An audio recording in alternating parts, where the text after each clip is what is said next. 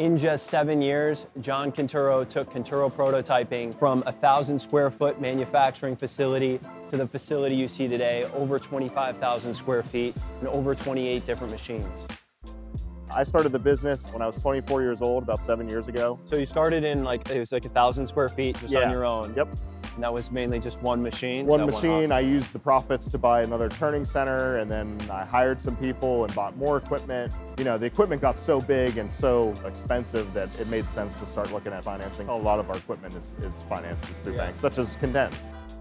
Really, the challenge in designing a space like this is making it modular, saying, you know, this machine's going to be here for a few months while we fulfill this order. It may not be the same machine we need afterwards, so we need to be able to plop a different machine down.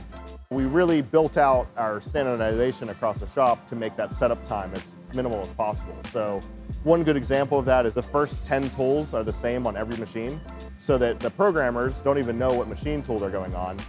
They can program it with those 10 tools as much as they possibly can. In addition, the top drawer of every cell is the same across any machine, so you can go up to any cell and you'll know the tools are there that you need to operate the machine. Standardizing has been a huge part of our success. For the past few years, the major markets that we serve have been autonomous vehicles, robotics, space exploration, and power generation. So we actually bought this machine as a big gantry mill. We purchased it for one part we needed to produce. It was for a space exploration company. It's the main structure of the lunar lander that we worked on. This bad boy was machined out of one piece of metal. A couple different operations to do this, and this is a foot pad on a lander that will be going to the moon, and it's going to be the first part that will touch the surface of the moon, leaving the imprint of this into the moon, which I believe lasts on the moon for like thousands of years, which is pretty neat. The imprint will be from the Conturo part. Yes, that's so awesome. Absolutely. And then of course, again, this was actually done out of one operation, out of one piece of metal. And this is just a wheel to a little rover that's going to roll off and just drive around on space and do its exploring on the surface of the moon. It's and like the treads. Yeah. Okay. So it'll have like spokes in here, you know, that'll give it some support. This is the start of our milling area. This is one of our largest 5-axis machines, the UMC 1000 from Haas. We really like those. They do a really good job for most components. Our tool room is in here.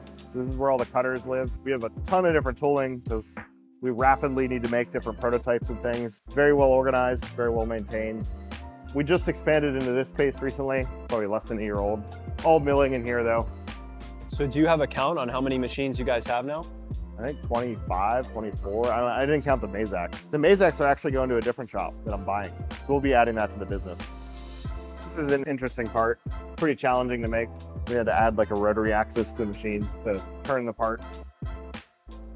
We deal with some pretty complex high-end components. This is a piece of equipment Contend actually financed as well. It's a large CMM. We needed this for one project that we were working on for a customer in the autonomous vehicle space. And they were getting ready to go to production with it, so they really needed to refine their kind of QC process and how they were checking the components, pass failing them.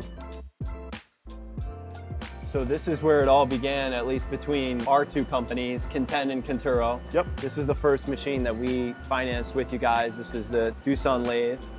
So the part we bought the Doosan lathe for was actually this component. This is an air brake valve for a company that makes semi-truck air brake systems. To do their prototypes and to figure out if it's going to work or not, they have us make it out of billet. So we had to buy that Doosan turning center to hit the precision we needed on the inside of all the turning operations here. Okay. And then we actually transferred it to a 5-axis to do all the port work.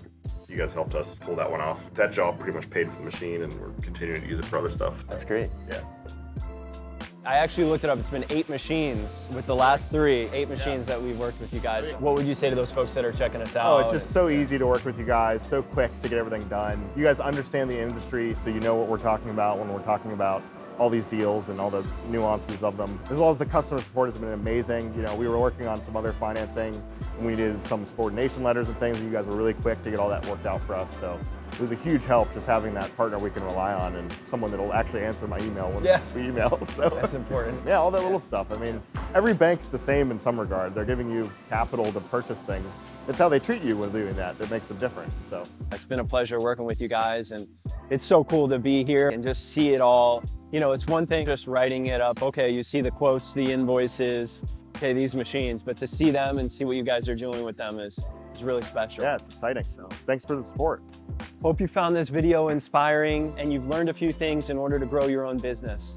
For more content on the manufacturing industry, check out some of our other videos.